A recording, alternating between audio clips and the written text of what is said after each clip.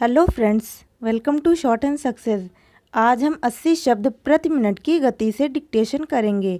Dictation 5 minute की होगी। 400 शब्द बोले जाएंगे और वीडियो के लास्ट में डेली आपसे एक करंट का क्वेश्चन पूछा जाएगा, जिसका आंसर आपको कमेंट में बताना होगा। तो अब स्टार्ट करते हैं। Ready, start. अध्यक्ष महोदय, मैं आपका बहुत आभारी हूँ कि आपने मुझे इस अवसर पर सदन में बोलने का अवसर दिया है। यह जो प्रस्ताव सदन महोदय ने यहाँ सदन में प्रस्तुत किया है, उस पर दोनों तरफ के लोगों ने अपने अपने विचार प्रकट किए हैं। मुझे बहुत खुशी है कि आज दोनों तरफ के लोगों ने एक ही आवाज़ में इस प्रस्ताव का समर्थन किया है।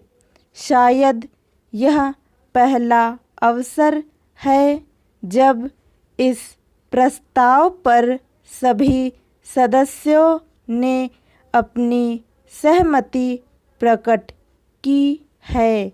मुझे इस बात का डर भी है कि यह जो प्रस्ताव है उसे अभी मंत्री महोदय द्वारा स्वीकार कर लिया जाएगा और उसके बाद देश के किसानों को उनके अनाज का उचित मूल्य भी उनको दे दिया जाएगा।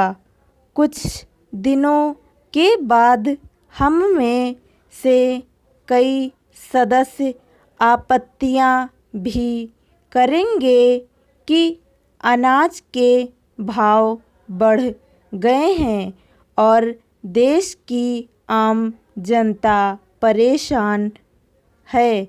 इसके लिए कीमतों को कम किया जाना चाहिए।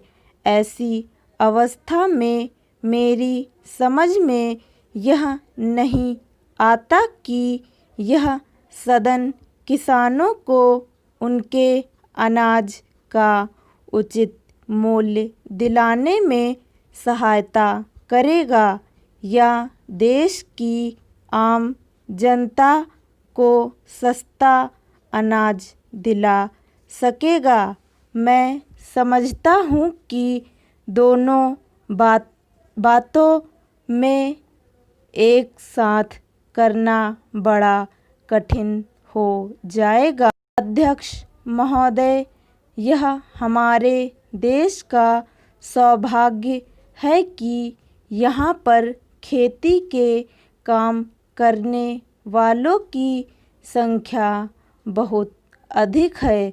अभी कुछ समय पहले हमारे योजना मंत्री जी ने बताया है कि देश में बेरोज़गारों की संख्या बहुत बढ़ रही है, जिन्हें हम खेती के काम में लगा सकते हैं। हमें ऐसा कोई काम नहीं करना चाहिए जिससे बेरोज़गार लोग खेती के काम को छोड़कर शहरों की तरफ आना शुरू कर दें।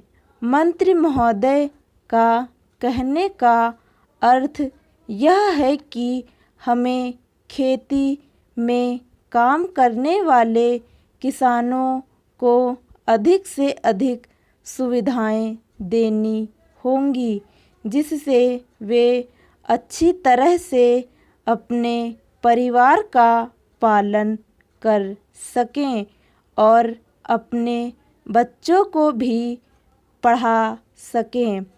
एक समय था जब इस देश का किसान ऋण में पैदा होता था, ऋण में बड़ा होता था और ऋण में ही मर जाता था, आज वह स्थिति नहीं है। इसी तरह से यदि हमारी सरकार किसानों की भलाई के लिए कार्य करती रही है तो किसानों को भी पूरा विश्वास हो जाएगा कि सरकार उनका हित चाहती है और उन्हें पूरा सहयोग देकर खेती की पैदावार को बढ़ाना चाहती है। स्टॉप। आज का क्वेश्चन, किस राज्य में सबको मिलेगा रोजगार योजना की शुरुआत हुई थी? फ्रेंड्स, यदि ये आपको वीडियो अच्छा लगे तो आप हमारे चैनल को लाइक और सब्सक्राइब करना ना भूलें और हमारे टेलीग्राम से भी जुड़ जाएं।